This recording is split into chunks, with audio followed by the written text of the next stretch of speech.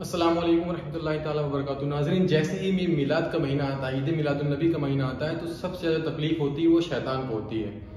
आप कहेंगे वो कैसे? क्योंकि शैतान नहीं चाहता कि लोग अल्लाह और उसके रसूल को याद करें, उनके जलसे करें, उनके तस्करे करें, तो उसको बहुत ज़्यादा तकलीफ होती है। और कुछ लोग मिलाद नबी को लेकर तंज करना शुरू कर देते हैं। जैसे ही मिलाद का महीना आता है कि ये कहाँ से साबित है, ये कहाँ लिखा हुआ है।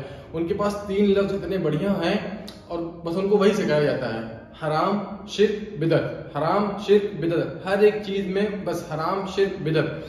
तो ये सारी चीजें ये फैलाते रहते हैं 11 महीने, और 12 महीने जब रबीउल अव्वल शरीफ का आता है तो उसमें भी ये मानते नहीं है। ये अपने इसी प्रोपेगेंडे को लेकर के चलते रहते हैं। और मिलाद नबी मनाने वालों को, नबी की महफिल सजाने वालों को, नबी की तस्करे करने वालों को, गरीबों को खाना खिलाने वालों को इस महीने में, साथ ही साथ जुलूस निकालने वालों को वो बेहुदा और एकदम इलॉजिकल सी दलील ला करके पेश करते रहते हैं कि भाई ये कहाँ से साबित है, ये कहाँ किया, सहाबा ने नहीं किया, नबी ने नहीं किया, नबी के वक्त में नहीं हुआ, सहाबियों ने नहीं किया, क्या आप उनसे बड़े आशिक रसूल है, क्या आप सहाबियों से बड़े अल्लाह के रसूल को जानने वाले, जब उन्होंने नहीं किया तो आप कैसे कर रहे हैं। तो इस तरीके की लोग बातें करते रहते हैं।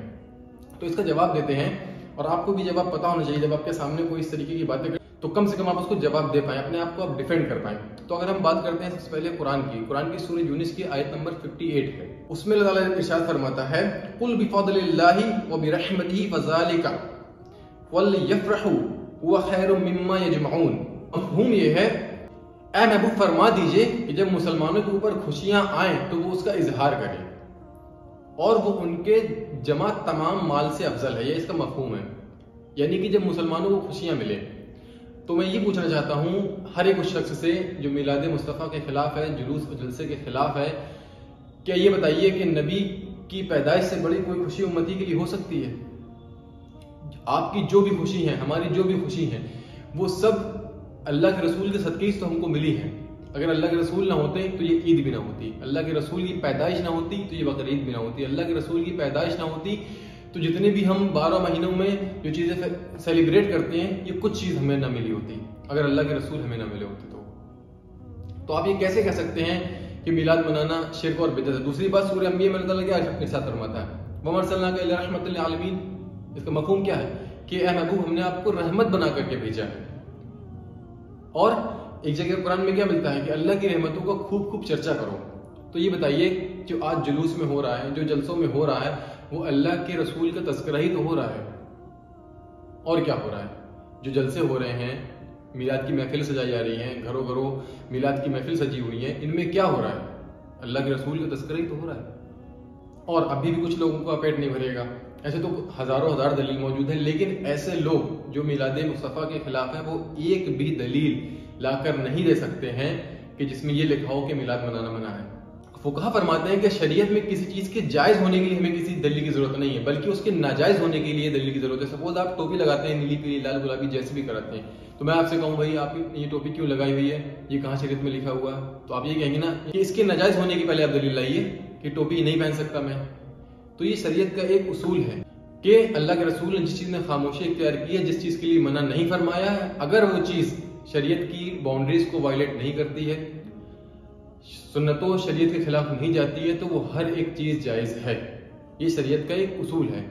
तो जो लोग अगर अपने घरों में झंडियां लगा रहे हैं, अपने घरों में झालरें लगा रहे हैं, मिलाद की महफिल सजा रहे हैं, तो ये बताइए कि ये किस तरीके से शरीयत के खिलाफ जा रहे हैं? ये तो खुशियां मना रहे हैं। खुशियां मनाने का किसी का तरीका है, कोई झंडी लगा करके मना रहा है, कुछ लोग घर में तस्करे करके कर रहे हैं, कुछ लोग अल्लाह के रसूल की सीरत को बयान करके कर रहे हैं, कुछ लोग जुलूस को निकाल के कर रहे हैं। हाँ, अगर इनमें कुछ खुराफात शामिल होती हैं, जैसे कि हमारे जुलूसों में 2-4% ऐसे मामले होते हैं कि कुछ खुराफातें उसमें शामिल हो गई, वो चीज गलत है। लेकिन आप पूरे जुलूस को ही गलत कहते हैं कि नहीं जुलूस ही नहीं निकालना चाहिए, तो इस तरीके से बहुत सारी चीजों में रोक लग जाएगी और मुसलमान इसमें परेशान हो जाएंगे। और कुछ लोग फजूल की दलील लाते हैं कि जो सहाबा ने नहीं किया तो हम नहीं कर सकते। अरे भाई, ये कहाँ लिखा है कि जो सहाबा ने नहीं किया वो आप वो नहीं कर सकते जिसकी शरीयत ने मुमानत फरमाई है। आप वो काम से बचिए जिसको शरीयत ने मना किया है, जो सहाबा नहीं कर सकते। अगर आप उन चीजों में जाएंगे तो अल्लाह के रसूल और सहाबा के दौर में मीनार नहीं थी, अल्लाह के रसूल और सहाबा के दौर में इतनी शानदार मसाजिद नहीं थी, और अल्लाह के रसूल और सहाबा के दौर में जो नमाज का टाइमिंग फिक्स है, असर की नमाज 5 बजे होगी, जरा सा 1-2 मिनट आगे पीछे हुआ सबकी गर्दन हिलने लगती है, इमाम साहब नहीं आए। इतनी सख्ती क्यों है? ये तो आपसे सवाल है, इतनी सख्ती क्यों है? कि अल्लाह के रसूल ने टाइमिंग इस तरीके से फिक्स की थी? बिल्कुल नहीं। तो आप क्यों कर रहे हैं? तो सहाबा ने भी नहीं किया, تو کیا یہ ناجائز ہو گیا؟ جو ایک سہولت کے لیے رکھا گیا عوام کی۔ دوسری چیز، نماز جمعہ میں جو اذان ہوتی ہے پہلی لاؤڈ اسپیکر میں اکثر جہاں پر ہوتی ہے، اس نماز کا بھی کوئی ذکر نہیں ہے، وہ حضرت عثمان غنی رضی اللہ تعالیٰ عنہ کے دور پہ شروع ہوئی ہے، تو یہ بھی ناجائز ہو گئی۔ دوسری بات، کتاب کی شکل میں ہم کو قرآن ملا، یہ بھی اللہ کے رسول کے دور پہ نہیں ہوا۔ 20 رکعت تراویح باجماعت ایک جگہ پر، یہ اللہ کے رسول کے دور میں نہیں ہوا۔ وہ ہر چیز کو ڈھونڈنے جائیں گے کہ یہ کہاں لکھا ہے کہاں نہیں لکھا، تو اس میں آپ پریشان ہو جائیں گے۔ تو شریعت کا جو اصول ہے کہ وہ چیزیں جو شریعت کی باؤنڈری کو وائلیٹ نہیں کر رہی ہیں، جن کی ممانعت نہیں آئی ہے، وہ ہر ایک چیز جائز ہے۔ بتائیے کہ یہ ویڈیو آپ کو کیسا لگا۔ ملتے ہیں ہم اپنے نیکسٹ ویڈیو میں۔ السلام علیکم ورحمۃ اللہ تعالیٰ وبرکاتہ۔